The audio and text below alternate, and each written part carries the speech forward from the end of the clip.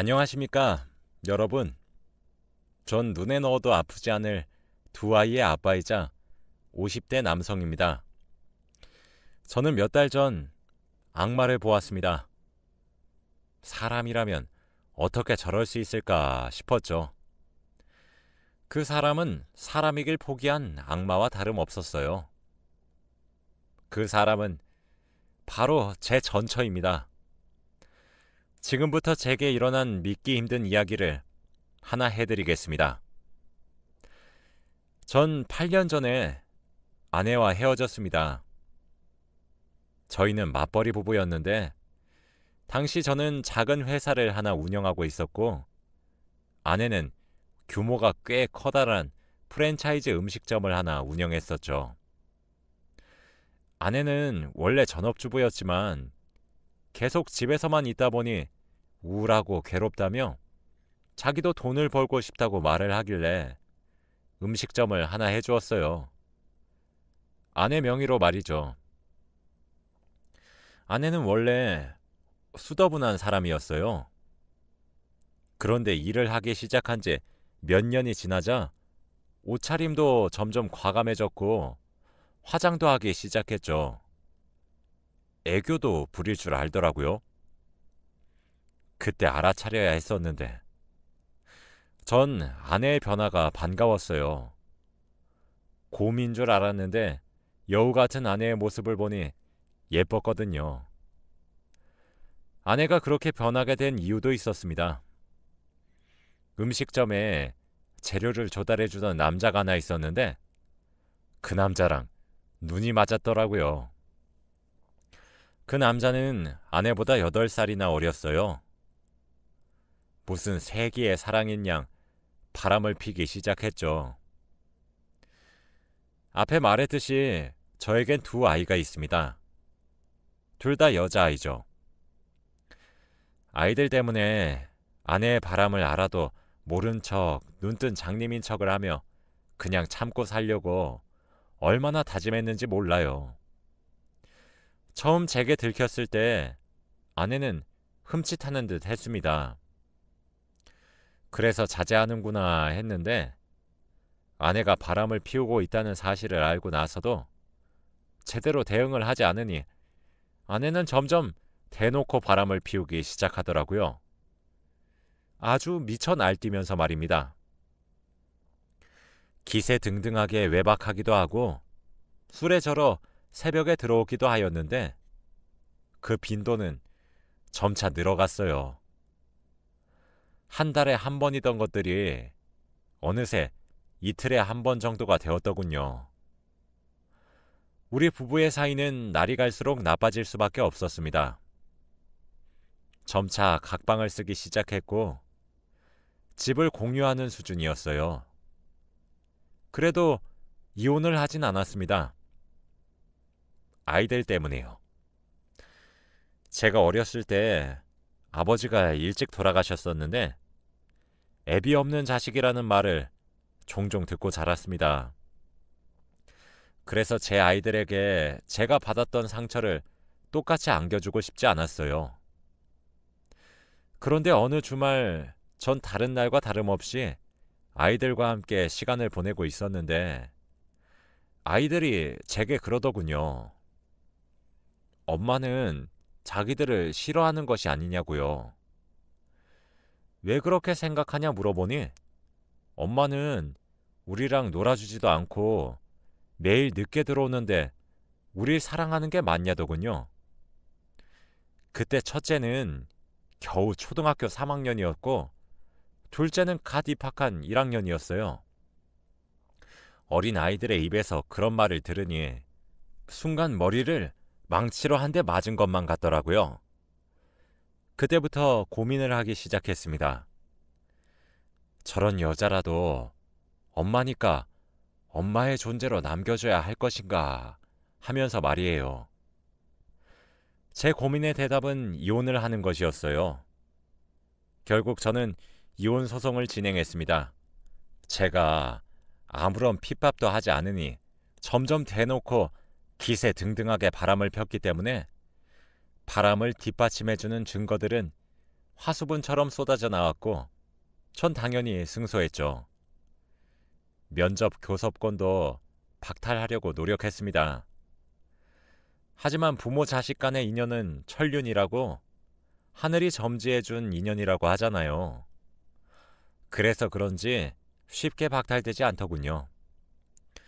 그런데 남자의 눈이 돌아간 여자가 아이들을 챙기겠나요? 면접 교섭권을 이용해 약속하지 않은 날에 찾아와 제 마음대로 아이들을 보기 일쑤였고 약속하기로 한 날에 펑크 내기도 했었죠. 아이들도 그 사이 사춘기가 지나고 머리가 커지면서 엄마의 바람으로 제가 이혼했다는 사실을 알게 된 이후 엄마를 만나는 것을 꺼리더군요. 엄마지만 이해할 수 없다고 했습니다. 그러던 어느 날 작년 여름부터 자주 얼굴을 비추기 시작했어요. 아내는 절 찾아와 진심으로 사죄하기 시작하더군요. 전 우리 사이는 이미 끝난 사이니까 사적인 이유로 마주치고 싶지 않다고, 아이들 문제가 아니라면 마주치지 말자고 단호하게 내쳤어요. 하지만 그럼에도 불구하고 아내는 절 계속 찾아왔습니다. 아이들도 내심 제가 아내를 받아주길 바라는 눈치였어요. 이미 아내는 아이들에게 따로 찾아가 엄마가 미안하다고 말을 하고 눈물을 흘리며 사과를 했었다고 하더군요. 아이들도 처음엔 엄마의 갑작스러운 태도 변화에 경계를 했지만 이내 벽을 허물고 엄마를 다시 받아주더군요. 아내와 아이들이 예전처럼 다시 같이 살자고 매달렸어요. 아내가 그런다면 거들떠도 보지 않겠지만 한창 사춘기인 아이들까지 그러니 마음이 흔들리더군요. 그래서 큰 마음 먹고 아이들을 위해 가정을 합치기로 했습니다. 아니 어쩌면 저도 내심 마음속으로 아내의 사과와 뉘우침이 기꺼웠던 걸지도 몰라요.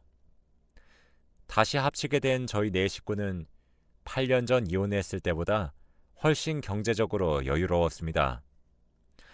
제가 운영하고 있던 회사는 쭉 상승세를 유지해 규모가 조금 더 커졌고 아내는 그 사이 여러 개의 음식점을 동시에 운영하고 있더군요. 여유가 있다 보니 저와 아내는 가사도우미 아주머니를 한 분을 고용했습니다. 식사나 빨래, 청소 등 집안일을 부탁할 심산으로 말이죠. 아내와 살림을 다시 합친 이후 정말 열과 성을 다해 아내 노릇과 엄마 노릇을 하기 시작하더라고요. 신혼 때로 돌아간 듯한 느낌이었습니다. 아니, 오히려 그때보다 더 헌신적이었습니다. 저에게는 물론 아이들까지 먹는 것, 입는 것 하나하나 전부 일일이 신경 쓰기 시작했죠. 고등학생과 중학생인 딸들에겐 특히 더 잘해주었어요.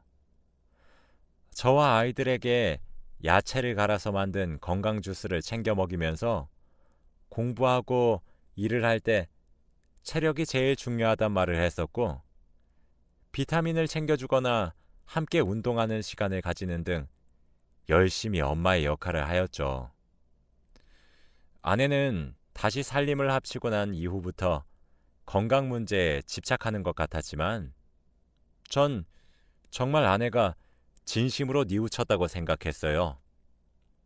하지만 그건 제 착각이었습니다. 그렇게 속아놓고 또 속은 제가 그렇게 멍청할 수가 없어요. 아내는 큰딸의 건강에 유독 예민했습니다. 큰딸도 다이어트니 뭐니 하며 건강해지는데 온 힘을 다하는 듯한 느낌이었죠. 큰딸이 제일 좋아하는 음식 중 하나인 치킨도 마다하더라고요. 어느샌가 큰딸의 볼이 홀쭉해진 것을 보았을 때 이건 보통 일이 아니다 싶었습니다.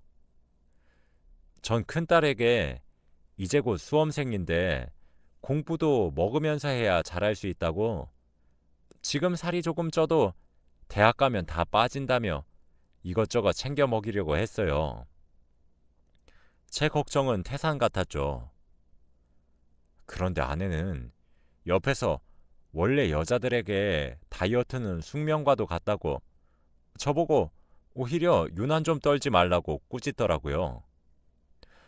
제가 말렸는데도 들어먹질 않으니 별 수가 있나요? 몸 상하는 건 하지 말라고 주의만 주고 그런가 보다 하고 넘겼습니다. 그러고 나서 며칠 지나지 않아 제가 타고 다니던 자동차는 타이어가 펑크가 나서 수리를 맡기게 되었어요. 이왕 수리를 맡긴 김에 부품도 교체해야겠다 싶어 그것까지 요청했었죠. 시간이 조금 걸린다는 말에 저는 아내의 자동차를 빌려 출근을 했습니다. 제 회사는 차로 이동을 해야 했고 아내는 대중교통으로도 출퇴근이 괜찮았거든요. 아내의 차를 사용한 지 사흘 정도 되었던 날이었어요. 조수석으로 손을 뻗어 가방에서 울리는 전화를 찾기 위해 한 손으로는 운전을 했고 한 손으로는 휴대폰을 찾아 꺼냈죠. 그 순간이었어요. 제가 잠시 눈을 뗀 사이에 전 사고가 났습니다. 반대편에서 졸음 운전으로 제가 가고 있는 차도를 덮친 것이었습니다. 그러다 저와 사고가 난 것이죠. 상대 측의 과실이 컸기에 증명하기 위해서 아내의 자동차에 달린 블랙박스 파일을 제출해야 했습니다. 그런데 영상을 한번 확인이나 해보고 보내야지 하는 가벼운 마음으로 블랙박스 판도라 상자를 열었어요. 그런데 재생되는 영상 속에서 저는 소름 끼치는 사실을 하나 알게 되었습니다. 제가 사고가 나기 하루 전날이 주말이었는데 아내가 잠시 차를 썼었던 적이 있었어요. 제게 요한 마트에 잠시 들렸다 오겠다 말을 하고 말이죠. 그런데 아내는 마트에 가질 않고 그때 만나고 있었던 남자를 찾아갔더군요. 영상 속에는 그 둘의 대화가 담겨 있었습니다. 언제까지 우리 이렇게 살 거야? 라는 그놈의 애교 어린 말에 아내는 미안하다고 말을 하며 나한테 당신밖에 없는 건 잘 알잖아. 라고 하더군요. 외롭다는 남자의 말에 꼭 안아주었죠. 그러면서 덧붙이기를 나 그 사람이랑 같은 식탁에 앉아 얼굴 보면서 밥을 먹는 것도 너무 고문이야. 그럴 때마다 당신이 얼마나 보고 싶고 그리운지 당신이 알아? 우리가 함께 살려면 이 정도는 감수를 해야 돼. 나 정말 당신 하나 보고 이렇게 고생하는 거야. 내 맘 알지? 조금만 더 기다려줘. 하며 어르고 달래는 아내를 보니 참 별별 생각이 다 들더라고요. 그리고 애 아빠가 가족이라면 끔찍히 생각하는 사람이라서 진짜 이렇게까지 할 수밖에 없어. 내가 들어와서 애들한테 헌신하고 그러는 모습을 봐야 진정성이 있잖아. 원래 사기도 치려면 그 역할에 빙의해야 하는 거야. 알았지? 라는데 진짜 기가 막히더군요. 저는 생각보다 큰 사고임에도 불구하고 큰 상처가 따로 없어 며칠 후 집으로 잘 퇴원할 수 있었어요. 오자마자 아내의 캐리어를 열어 짐을 간단하게 싸고 있었습니다. 쫓아낼 생각이었고 아내도 할 말이 없겠지 싶었거든요. 그런데 옷장 깊숙한 곳에서 웬 종이봉투를 하나 발견하게 되었습니다. 그 종이봉투 안속에는 간이식 안내서랑 적합성 검사 종이가 들어있더군요. 그곳엔 우리 큰딸의 이름이 적혀 있었습니다. 와, 정말 설마 싶었어요. 저는 큰딸에게 연락했죠. 밖에서 따로 큰딸과 만나기로 약속했고, 아내의 짐은 쌌던 걸 다시 풀고 일단 아무런 일도 없는 척 했어요. 일단 큰딸에게 자초지종을 들어봐야 했습니다. 그리고 밖에서 큰딸을 만나서 이야기를 들은 저는 진짜 하늘이 무너지는 것만 같았어요. 알고 보니 아내는 간질환으로 간이식이 절실한 상황이었다고 합니다. 큰딸이 말하기를 언젠가부터 엄마가 자신과 동생을 만나러 꼬박꼬박 찾아왔다고 해요. 그러면서 점차 미안하다고, 엄마가 많이 어리석었다고 사과를 했고, 하루는 아이들에게 무릎을 꿇고 울면서 용서해주면 안 되겠냐고, 이제 엄마 노릇하면서 살고 싶다고 빌었다고 하더군요. 순진한 제 아이들은 엄마가 눈물 짓는 모습에 진심이라고 착각하고 사과를 받아들였다고 합니다. 그런데 어느 날 큰딸을 데리고 무작정 병원으로 찾아가 적합성 검사를 시행했다고 해요. 그런데 큰딸의 간이 적합했나 보더군요. 그러면서 큰딸에게 부탁을 가장한 협박을 하기 시작했어요. 너 나에게 간을 기증해주지 않으면 우리 가정은 다시 산산조각이 날 것이다. 그건 다 너 때문이다. 네가 나에게 간을 주지 않으면 난 죽을 것이고 난 죽어서도 널 원망할 것이다. 그런데 네가 주지 않더라도 난 괜찮다. 난 네 동생을 데리고 병원에 와서 적합성 검사를 또 할 것이다. 뭐 이런 식으로 말이죠. 무슨 현대판 별주부전도 아니고 말이에요. 아무래도 큰딸은 이미 가정이 깨지는 것을 한번 경험을 했었기에 그것에 대한 두려움과 동생을 지켜야 되겠다는 책임감으로 인해 간기증을 약속했나 보더라고요. 아내가 다시 가정으로 돌아와 건강관리에 집착했던 것도 이유가 있었던 거였습니다. 간 기증자인 큰딸의 건강에 집착해야만 했던 거겠죠. 혹시 모르니 저와 둘째 딸도 보험으로 함께 건강하게 만들었던 것이고요. 가사도우미 아주머니에게 물어보니 아내가 자신에게 건강주스 레시피와 한 달에 차려야 할 식단표와 큰딸에게 따로 해줘야 할 건강식의 레시피 등을 손수 만들어 주었대요. 자기가 투병 생활을 하고 있는데 큰딸이 자기를 많이 닮아서 걱정이 된다고 큰딸과 자기를 특히 더 챙겨달라고 하면서 말이죠. 자기가 투병 중이란 사실을 알면 가족 전체가 많이 걱정할 테니 자기가 말할 때까지 당분간 숨겨주시라는 부탁도 잊지 않았더군요. 진짜 소름이 끼쳤습니다. 전 큰딸에게 집으로 들어가라 말을 한 뒤 그 길로 아내를 만나러 갔어요. 눈이 뒤집어졌죠. 아니 세상 천지에 부모가 자식 간 빼내겠다고 정성을 들이는 경우를 보신 적이 있으신가요? 가뜩이나 아직 성인이 되지도 않은 자식이고 여자애인데 수술하면 얼마나 큰 흉이 지는데요. 진짜 기가 차서 원. 이미 아내를 만나기 직전에 전 화가 머리끝까지 난 상태였고 이성을 잃어버리기 직전이었어요.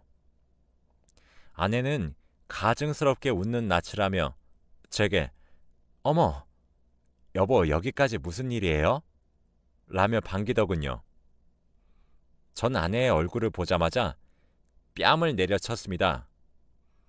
제게 뺨을 맞고 옆으로 엎어진 아내에게 누군가 미친 듯이 달려오며 아내를 부축하더군요. 바로 그놈이었습니다. 전 당신이 사람이야? 어떻게 자기 자식 간을 빼달라고 강요해? 라고 하니 아내는 당황스러워하며 아니 당신이 그걸 어떻게 라더군요. 그러면서 횡설수설했습니다. 이야기를 들어보니 시한부 같은 인생은 아니지만 간이식이 절실한 상황이긴 한 것 같았어요. 뇌사자의 장기를 기증받으려고 했지만 등급이 낮게 평가되어 총각을 다투는 대기자들에게 밀려나고 있어서 뇌사자의 장기 기증은 기대하기 힘들 것 같다고 하더군요. 여보, 그런데 들어봐. 아직 우리 딸은 젊잖아. 젊으면 회복이 더 빠르대. 그리고 어차피 간은 다시 자라잖아. 우리 딸은 괜찮을 거야.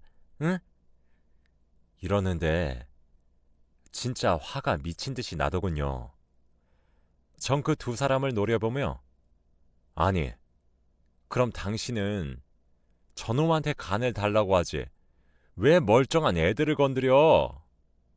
사람이 정도란 게 있는 거야. 애들이 한창 엄마 사랑 구걸했을 때 남자의 눈이 멀어 가정을 파탄냈으면 적어도 뻔뻔하게 나오진 말아야 될 것 아니야. 만약에 애한테 후유증이 오면, 그래서 평생 약을 달고 사는 인생이 돼버리면 어쩔 거냐고. 당신은 당신 인생만 중요해? 그깟 알량한 사랑하겠다고 가족을 등져놓고 뭐? 간을 달라고? 사람 가죽 뒤집어 쓴 악마 같은 여자야. 라고 소리쳤죠. 그런데 갑자기 그놈이 제게 무릎을 꿇더군요. 저도 제 간을 주고 싶어요. 저도 적합성 검사를 했고 누나네 친정 식구들도 전부 적합성 검사를 했어요. 그런데 저희 모두 적합하지 않다는 결과를 받았단 말이에요. 정말 어쩔 수가 없었다고요. 라며 아내를 좀 살려달라 빌더군요. 들어보니 아내는 청천벽력처럼 그런 결과를 받고 삶의 의욕을 잃어갈 즈음 저희 딸들이 생각났다고 합니다. 둘째는 너무 어리고 첫째는 조금 있으면 성인이 되기도 하고 그래서 믿져야 본전으로 애들에게 사과하면서 달랜 후 첫째를 데리고 무작정 병원으로 가서 적합성 검사를 했는데 큰딸의 간은 적합성 검사를 통과했던 거였죠. 아내도 같이 무릎을 꿇고 제게 빌기 시작했어요. 저는 난 절대 허락 못해. 2번 다시 내 새끼들 건들 생각하지 마. 이번엔 당신 뺨 한 대로 끝내겠는데 다음에 걸리면 뼈도 못 추릴 줄 알아. 그러게 행실을 곱게 하지 그랬어. 당신 천벌 받은 거잖아. 안 그래? 살림만 합치길 천만 다행이지. 당신은 몸만 나가면 될 것 아니야. 내일 문 앞에 당신 물건 다 내놓을 테니까 가져가. 내일 가져가지 않으면 싹 다 갖다 버릴 거니까. 라고 화를 낸 후 집으로 돌아왔어요. 아내는 그 와중에도 제게 그럼 당신 간이라도 나한테 주던가 라고 소리치며 바닥에 주저앉아 통곡하더군요. 저는 집으로 곧장 돌아와 아이들을 거실에 불러 앉혔어요. 그리고 아이들의 얼굴을 하나씩 쳐다봤죠. 이제 고등학생과 중학생인 아이들의 얼굴을 보니 진실을 얘기해도 괜찮을지 걱정이 앞서더군요. 하지만 제가 모르게 아내가 수작을 부릴 가능성이 있었다는 것이 제게도 큰 충격이었던 터라 모든 것을 솔직하게 이야기하기로 했습니다. 큰딸은 아내가 자신의 간을 노렸다는 사실을 알고 있었지만 아내의 사과와 미안함이 그래도 자신들을 위한 사랑이었다 생각했는데 그런 것들이 아니었다는 사실에 커다란 충격을 받았고 자기를 정말 장기 기증용으로 이용했다는 사실에 큰 상처를 받았어요. 둘째 딸은 자신의 언니가 가족의 평화를 위해 희생했다는 사실과 엄마의 모든 행동들이 거짓된 행동이었다는 것에 충격과 상처를 받았죠. 그 와중에도 제 아이들은 제게 아빠는 괜찮아 라며 묻더라고요. 그 질문에 참고 참았던 눈물이 펑펑 쏟아졌습니다.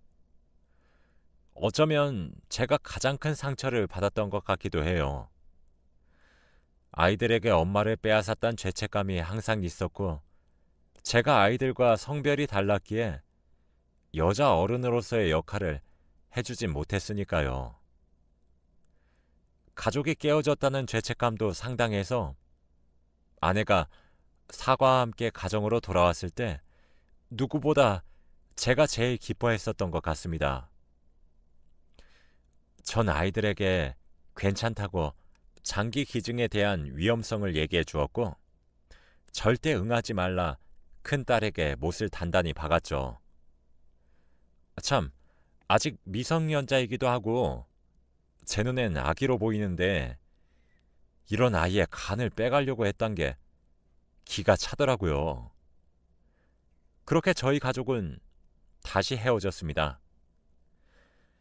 아내가 저희 집에 몸만 들어와 살림만 합쳤던 터라 법적으로 엮여있지 않아서 두 번째 헤어짐은 단순했어요. 그 뒤로 꾸준하게 저희 가족에게 연락을 해오곤 있습니다.